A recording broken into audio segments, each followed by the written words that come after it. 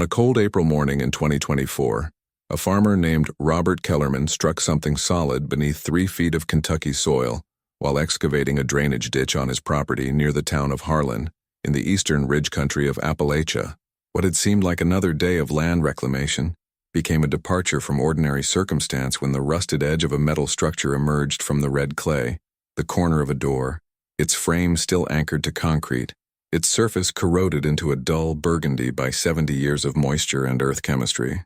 Kellerman, 63 years old and accustomed to finding limestone slabs and iron debris from the coal era, recognized immediately that this object was different. It was too deliberate, too engineered, too intentionally buried. The door itself measured 5 feet 4 inches tall and 3 feet wide, its steel panels bent slightly at the lower left edge, as though considerable force had been applied from within. The frame, when Kellerman cleared away the surrounding soil with a shovel, revealed welding seams of professional quality, not the rough joins of improvised construction. The hinges, though frozen by oxidation, were mounted on the inner face, suggesting that whoever had sealed this entrance had done so from the outside, a distinction that would later prove significant. Around the buried structure, the earth bore no apparent disturbance from above. Roots had grown across the concrete base in dense, undisturbed patterns, indicating that whatever lay beneath had not been accessed in decades.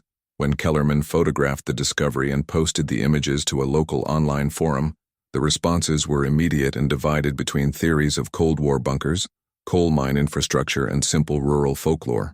A structural engineer named Dr. Marcus Webb received a call 5 days later from the Harlan County Environmental Office. Webb, 47 years old and a former mine safety consultant with 20 years of experience in subsurface investigation, arrived at the Kellerman property on April 12th, accompanied by a portable gas detector, a weathered notebook, and a methodical skepticism that had earned him respect in a region where industrial history was written in collapsed shafts and poison water. The site itself lay approximately 1 mile northeast of the old Hensley Ridge processing plant, a facility that had been operational from 1946 to 1962 and had since been demolished to its foundation. Webb stood above the metal door for nearly 20 minutes without speaking, photographing it from multiple angles, examining the soil composition, and noting the absence of any protective cap or access cover. The concrete base, when Webb knelt to examine it, was 6 inches thick and reinforced with rebar visible at the broken edges where Kellerman's shovel had struck. Measurement of the surrounding, disturbed earth suggested that the structure extended downward, disappearing into bedrock or deeper clay. Webb pressed his palms against the door's surface and detected no vibration or hollow resonance. Whatever lay beyond was either solid or filled. The lock mechanism, a heavy 5-lever model, was rusted completely solid. The hinges showed evidence of deliberate tampering. One had been partially severed with a torch or saw, a procedure that would require time, equipment, and intent. On the frame's upper left corner, barely visible beneath the oxidation, Webb found an embossed manufacturer's mark, a small eagle insignia with a numerical code, 2847B, and a year stamp, 1954. Webb withdrew a portable hydraulic pry bar from his equipment kit, and after establishing that the concrete base was sufficiently anchored and the surrounding earth stable enough to permit force application, applied steady pressure to the door's left edge. The first attempt produced no movement. The second attempt generated a sound like a tree branch snapping deep underground, a sharp crack followed by the soft settling of soil. Webb paused, listening. Regional geotechnical instability was common in Harlan County. The ground beneath this area was riddled with abandoned mine shafts, some shallow, some extending half a mile laterally. The sound suggested structural disturbance in the void space below. On the third attempt, Webb increased the pressure incrementally, counting the mechanical advantage, as the bar's fulcrum multiplied the force against the corroded hinges. What happened next occurred over the course of approximately 4 seconds. The left hinge fractured with a metallic shriek, and the door tilted inward by 20 degrees. In that same moment, Webb felt a distinct tremor rise through the earth, not violent, not the sudden jolt of an earthquake, but a deliberate, measured shift, as though something massive and compressed had been suddenly released or had collapsed under its own weight. The tremor registered with sufficient force that Kellerman, standing 30 feet away, felt it through his boot soles and called out in alarm. Webb dropped the pry bar and stepped backward, his attention fixed on the dark aperture that had appeared beneath the tilted door. The opening exhaled. That was Webb's first observation, recorded in his notebook that evening. The structure exhaled. A thin plume of pale air emerged from the gap, carrying with it a distinctive odor, not the clean mustiness of sealed earth or the familiar chemical taint of old coal mines, but something sharper, more complex. The air was cold, notably colder than the surface temperature, and it carried particles of dust that became briefly visible in the afternoon light before dispersing. Webb did not enter. Instead, he sealed the site with portable barriers and called the Harlan County Sheriff's Office, the State Environmental Agency, and the university. What had emerged from the earth that April afternoon was not merely a structure but a threshold, and the ground's response to its opening suggested that whatever lay below had been held in a condition of careful suspension for nearly 7 decades, waiting in darkness for the moment when someone would finally pull it loose.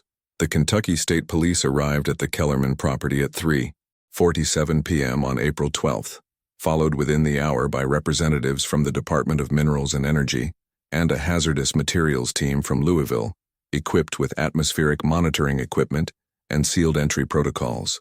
Dr. Webb remained on site, methodically documenting the visible structure with measurements and photographs, while uniformed officers established a perimeter. The preliminary atmospheric test indicated that the air emerging from the buried chamber contained normal oxygen levels, approximately 20.8%, but elevated carbon dioxide readings and trace elements of what the sensor identified as organic decomposition byproducts. No explosive gases were detected, no radiation signature. The consensus reached after consultation with state environmental officials by telephone was that the structure could be entered, provided that proper respiratory protection and structural assessment preceded any investigative descent. By 5:00 p.m., as April light began its retreat toward the ridgeline, Webb was fitted with a half-mask respirator, a harness anchored to a secured cable, and a high-intensity flashlight mounted on a chest rig. The hazmat supervisor, a woman named Patricia Chen with 15 years of experience in confined space entry, accompanied him. The tilted metal door now hung at an angle of approximately 35 degrees, its interior face still obscured by darkness. Webb positioned the flashlight beam into the gap and swept it downward, revealing the upper portion of a concrete staircase descending into shadow. The steps were narrow, perhaps 22 inches wide, and they descended at a steep angle, roughly 60 degrees from horizontal. The walls flanking the staircase were reinforced concrete, unfinished and smooth, bearing the marks of formwork removal. No windows, no ventilation ducts, no visible piping.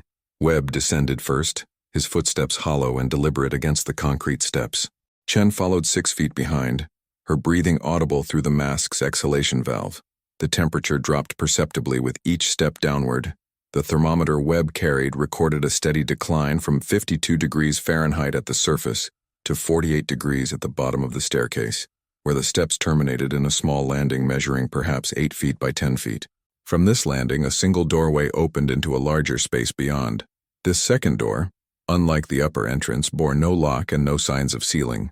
It hung partially ajar on its hinges, and the air that issued from the opening carried that same complex odor, acrid, chemical, organic, and something beneath it all that Webb would later describe as archaeological, the smell of preserved time.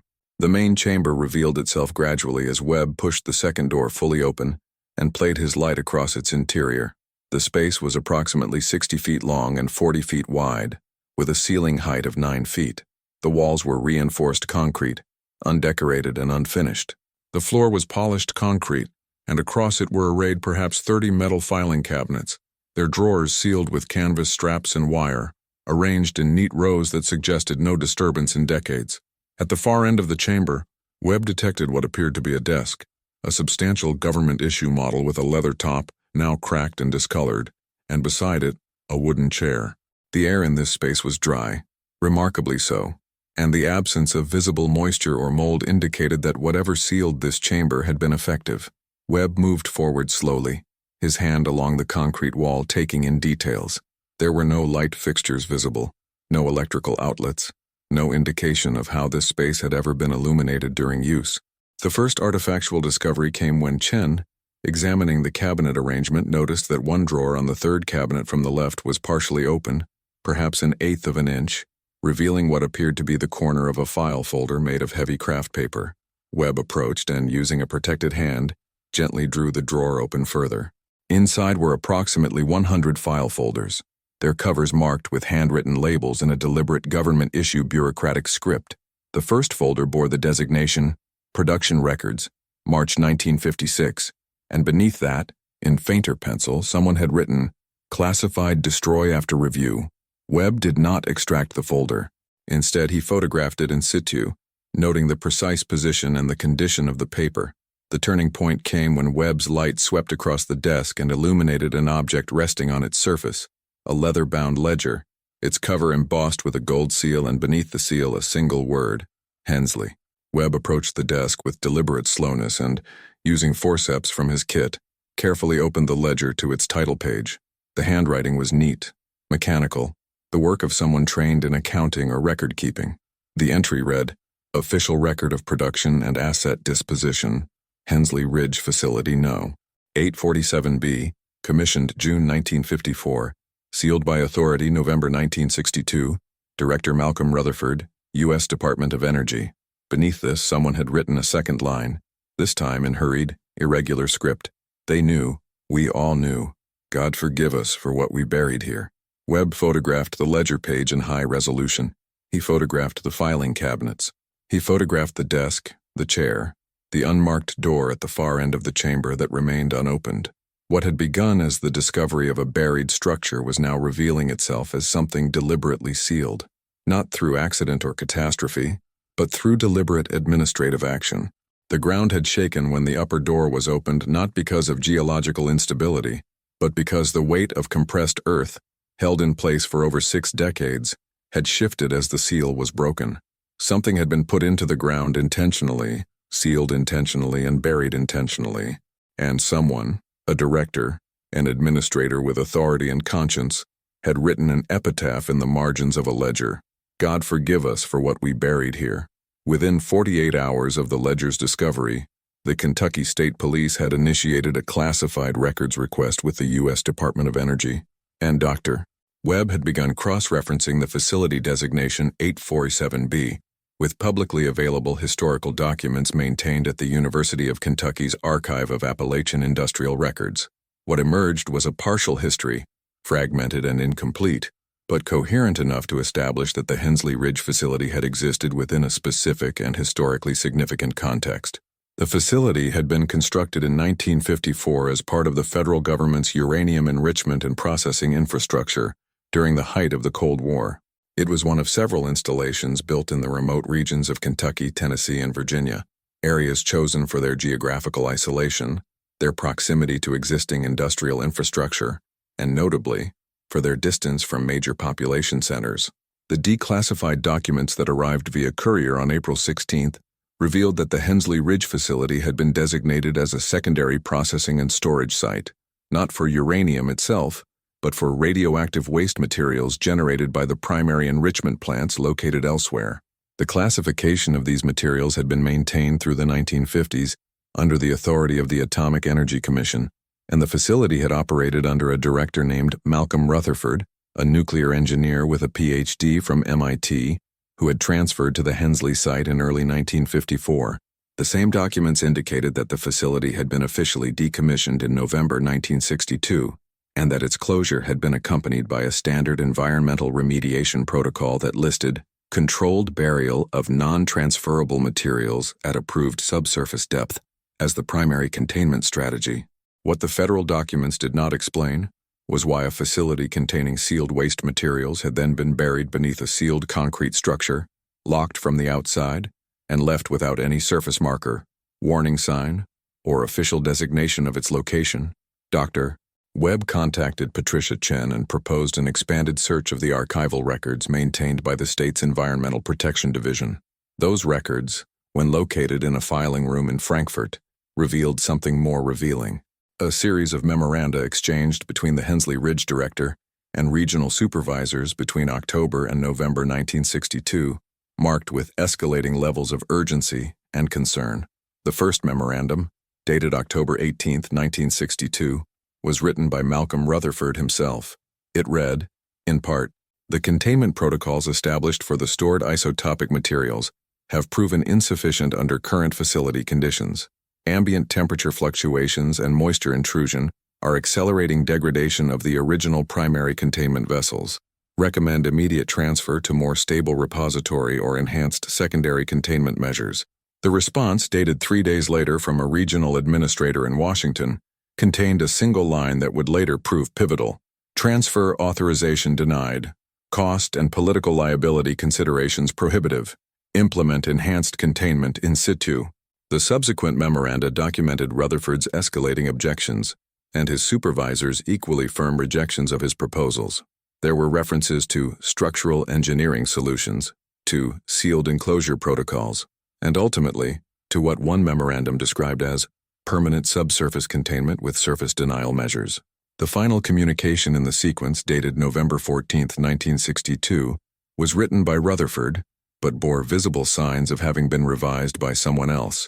Deletions marked in heavy pen, passages crossed out entirely. The readable portions contained only administrative language. Facility decommissioning authorized. All records sealed per DOE protocols. Facility closure effective November 30, 1962. Director Rutherford relieved of duty effective December 1, 1962. No further correspondence regarding this facility is authorized.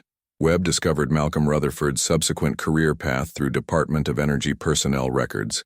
After his reassignment from Hensley Ridge, Rutherford had been transferred to a desk position in Oak Ridge, Tennessee, where he remained until his retirement in 1978. He had died in 1991 at the age of 84. However, the university library maintained a small collection of oral histories recorded by the Appalachian Studies Department in the 1980s, and one interview, conducted in 1987, was with a retired nuclear engineer who had worked at several Cold War facilities, including Hensley Ridge.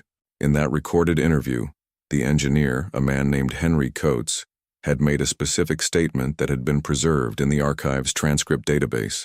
Coates had said, in response to a question about ethical dilemmas in Cold War nuclear work, there were situations where the politically correct decision and the technically correct decision were not the same.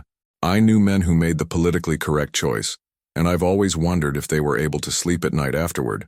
One in particular, an engineer at a facility in Kentucky, tried to do the right thing. He pushed back hard against pressure from above, but ultimately the system won. When the facility closed, I heard that he left the program entirely. I never knew what happened to him after that, but I imagine he carried something heavy with him. The connection was now established in Webb's mind with near certainty. The sealed chamber beneath the Kellerman property had not been buried due to accident or natural failure. It had been deliberately entombed as a means of avoiding the cost and political exposure of properly decommissioning a facility that contained radioactive waste materials. The locked door, the sealed entrance, the absence of any official record or surface marker, these were not failures of documentation but deliberate erasures. Someone, likely Malcolm Rutherford himself, had opposed this action. Someone higher in the chain of command had ordered it anyway, and for over 6 decades the buried chamber had remained sealed, undocumented, and unknown to the farmers and residents who lived above it. On April 18, 2024, Dr. Webb submitted his preliminary report to the Kentucky State Police, the Department of Energy, and the Environmental Protection Agency. The report designated the site as a potential environmental hazard, requiring immediate federal authority and comprehensive investigation. It recommended containment protocols, soil and groundwater testing, and detailed documentation of all materials within the sealed chamber. The conclusion of Webb's report contained a single sentence that would soon find its way into news reports and scientific journals. The evidence suggests that this facility was deliberately concealed from public record as a means of avoiding compliance with proper waste containment and disclosure procedures, resulting in an undocumented radioactive storage site that has remained in place for over 60 years in close proximity to residential property and groundwater resources. The containment of the Hensley Ridge site began on April 20, 2024, with the establishment of a federal exclusion zone extending 500 meters in all directions from the Kellerman property. The Environmental Protection Agency arrived with specialized equipment and a containment team trained in radioactive materials handling. Dr. Webb remained on site as a technical consultant, present during the systematic cataloging of the sealed chamber's contents. What emerged over the course of the following 2 weeks was a meticulous documentation of deliberate concealment. The filing cabinets contained production records, maintenance logs, waste inventory sheets, and, crucially, a series of contamination reports that had been filed and then deliberately excluded from the official decommissioning record. The ledger, Malcolm Rutherford's ledger, became the centerpiece of the investigation, its margins filled with the handwritten notes of a man who had documented his own complicity and moral compromise. The radioactive materials themselves occupied 3 concrete vaults beneath the main chamber, accessible through that unmarked door at the far end that Webb had not opened on the initial descent. The vaults contained approximately 700 kilograms of uranium-235 residue, stored in deteriorating lead-lined containers that had been sealed in steel drums in 1962. The condition of this material was the subject of intensive analysis by federal radiochemists. The containers had not ruptured, but they had begun to degrade, and the EPA's assessment determined that without intervention, significant contamination of the surrounding soil and groundwater would have occurred within the following 15 to 20 years. The water table at the site lay approximately 90 feet below the surface, far enough to have permitted decades of concealment, but close enough to have eventually become a vector for dispersal if the degradation had continued unchecked. The discovery generated headlines in regional press and then national media.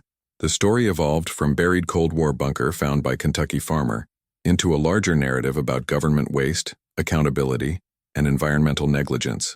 The EPA ordered a comprehensive soil remediation program that would ultimately cost the federal government $8 million. Groundwater monitoring wells were installed around the property and at several neighboring sites, with results showing elevated uranium levels in 3 locations, though none at concentrations deemed immediately dangerous to public health.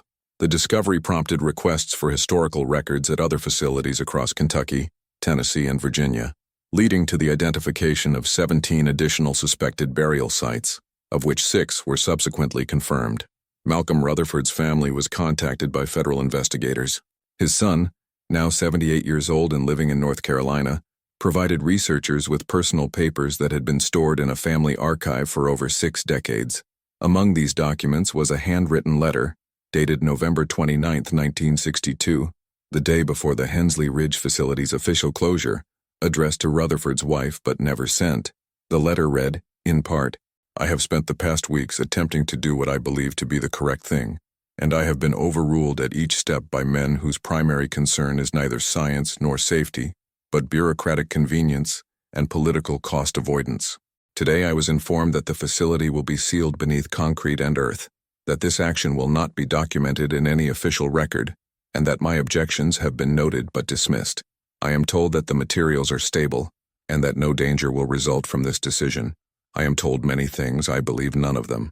If this letter is ever read by someone other than myself, let it be known that I protested this action and was not permitted to prevent it. I am complicit in something I believe to be deeply wrong, and I will carry this knowledge for the remainder of my life." Rutherford had lived another 29 years after writing this letter.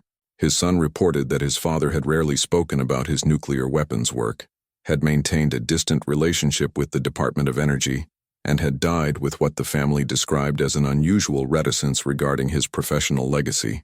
The discovery of his son's bequest of these personal papers to a university archive, made in his final will, suggested that Rutherford had hoped, ultimately, that the truth would emerge.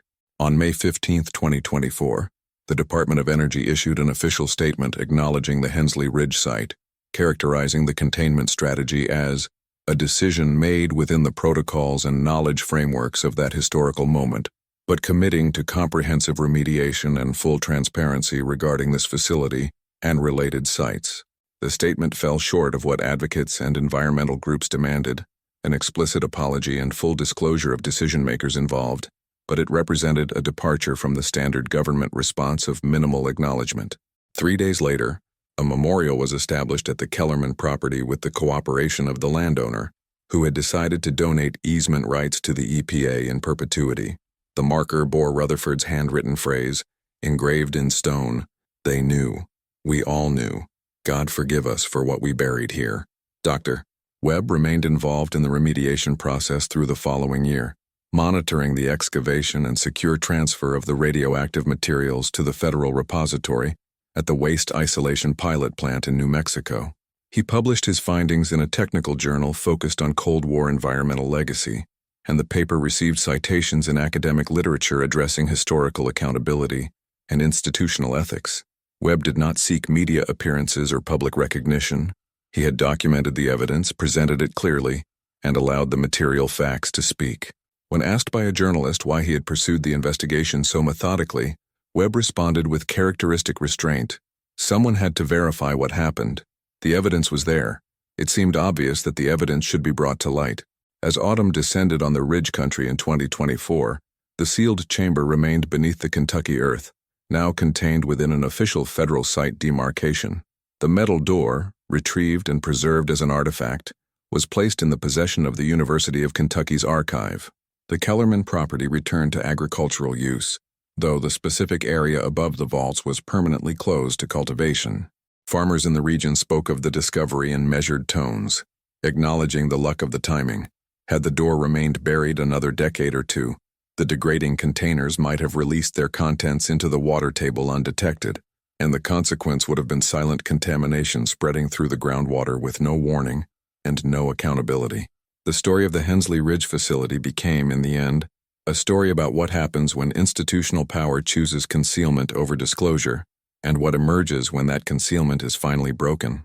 It was a story about a man named Malcolm Rutherford who tried to do the right thing and was prevented from doing so, but whose moral conscience left a trail, in ledger margins and unsent letters, that eventually led to the truth. It was a story about how the past does not remain buried, and how the ground, when it finally gives up its secrets, shakes with the weight of what has been held beneath it for so long.